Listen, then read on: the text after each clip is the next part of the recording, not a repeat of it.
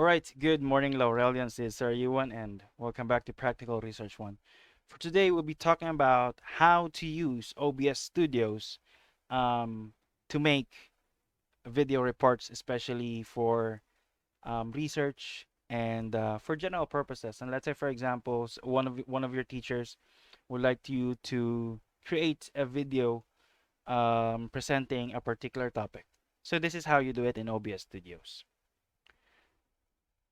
All right, so this is OBS Studio. You download this. This is a free open source application, a software for Mac and Windows. You can download this anytime, anywhere. Now, for my setup, this is what I usually use it. I have a normal scene, which is a miniaturized display of my computer, and then a miniaturized video capture from my webcam right here. Okay, this is the normal setup. I don't usually mix it with the computer scene. The second setup is the lecture scene, wherein there is no um, video capture from the webcam. Now, how do you do this? Now, for the sake of lecture, this is how we will need to make our setup. Usually, once you download OBS Studio, you'll have a particular scene. So let's say this is the particular scene, right? Let's name it OBS tutorial. Okay, so it is blank, right?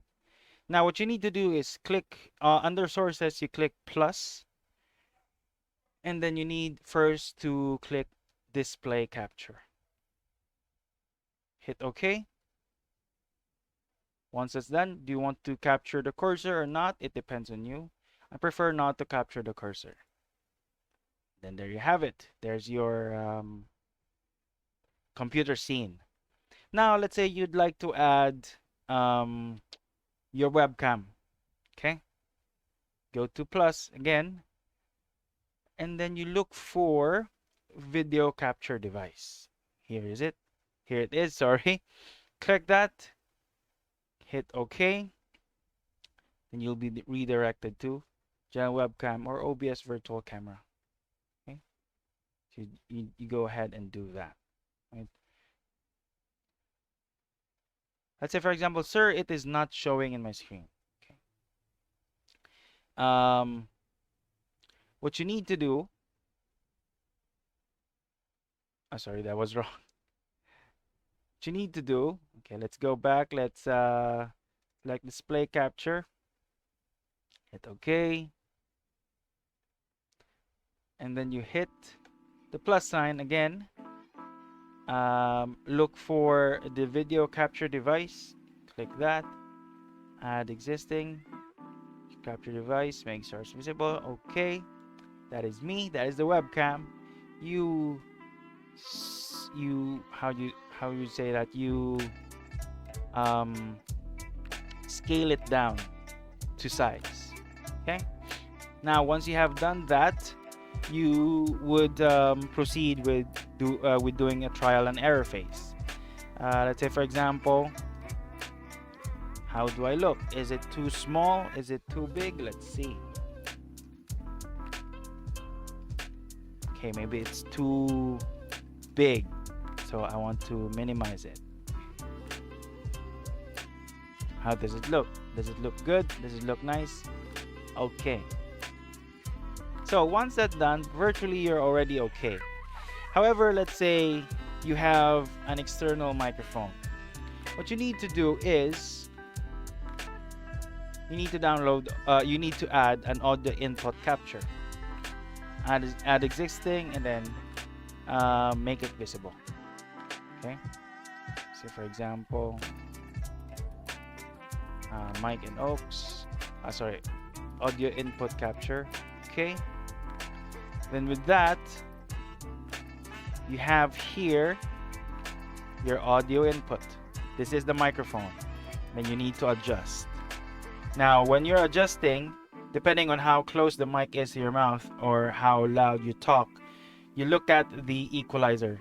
Once it hits yellow, it's fine, but once it hits red like this, your sound will be very cracky. So if you anticipate that you're going to speak in a very loud voice or in an environment wherein it's very loud, then you need to turn it down. Alternatively, if you have a lot of background noise around, you right click your audio input capture and then you go to filters. From there, you have here, usually with the newer version of the OBS Studios, noise suppression is already engaged, and the noise gate is already engaged. Let's say for example they are not engaged. So what you do is you go to the plus sign and then you add noise suppression. For noise suppression, you select higher quality and then close. And that's about it. It will cut most of the noise. However, it will not cut every noise available.